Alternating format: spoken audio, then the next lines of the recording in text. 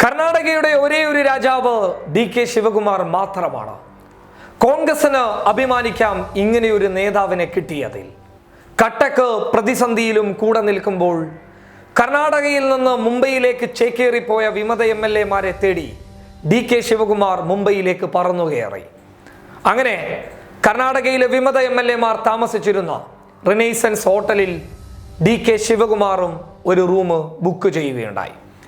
അങ്ങനെ മുംബൈയിലെ റിസോർട്ടിലേക്ക് ഡി.കെ. ശിവകുമാറിനോടൊപ്പം ജനതാദൾ എസിന്റെ ശിവലിംഗ ഗൗഡയും കൂടെ ഉണ്ടായിരുന്നു.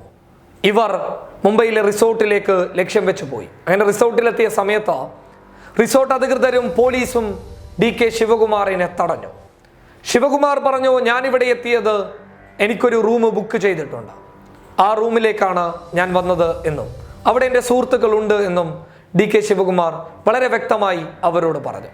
എന്നാൽ പോലീസുകാരും അത് ചെവികൊള്ളാൻ തയ്യാറാവാതെ ഡി.കെ. ശിവകുമാറിനെ മാറ്റി നിർത്തുന്നു. തൊട്ടു പിന്നാലെ BJP പ്രവർത്തകർ ഡി.കെക്കെതിരെ ഗോ ബാക്ക് വിളികളുമായി കടന്നു വരുന്നു. അങ്ങനെ ഒരു ഭാഗത്ത് പോലീസും മറുഭാഗത്ത് BJP പ്രവർത്തകരും ഡി.കെ. ശിവകുമാറിനെ ചെറുത്തു തോൽപ്പിക്കാൻ ശ്രമിക്കുന്നു.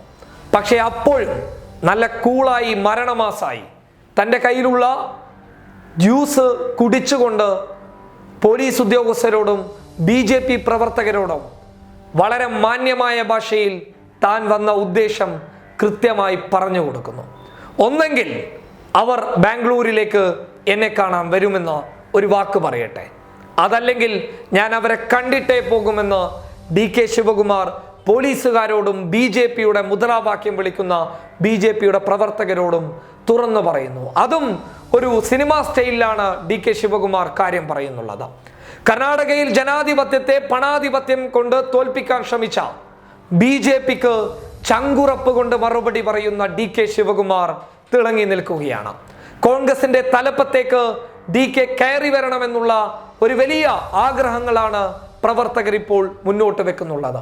അങ്ങനെ വലിയ പ്രശ്നങ്ങളാണ് നിലവിൽ മുംബൈയിലെ റിസോർട്ടിന് മുന്നിൽ നടന്നുകൊണ്ടിരിക്കുന്നത്. ഇപ്പോൾ 144 പാസാക്കിയിരിക്കുകയാണ്. സിറ്റി പോലീസ് കമ്മീഷണർ പറയുന്നു, ഡി.കെ. ശിവകുമാർ മടങ്ങിപ്പോകാൻ തയ്യാറല്ല എന്നുണ്ടെങ്കിൽ അറസ്റ്റ് ചെയ്ത് ഡി.കെ. ശിവകുമാറിനെ നീക്കം ചെയ്യുമെന്നാണ് അവിടെയുള്ള സിറ്റി പോലീസ് കമ്മീഷണർ പറയുന്നത്. എന്നാൽ ഈ പ്രതിരോധത്തിന് മുന്നിലൊന്നും മുട്ടുമടക്കാതെ താൻ വന്നിട്ടുള്ള ഉദ്ദേശം കൃത്യമായി പറയാൻ വേണ്ടിയിട്ടാണ് ഡി.കെ. ശിവകുമാർ അവിടെ ഇപ്പോൾ എത്തിയിരിക്കുന്നത്. News desk public Kerala.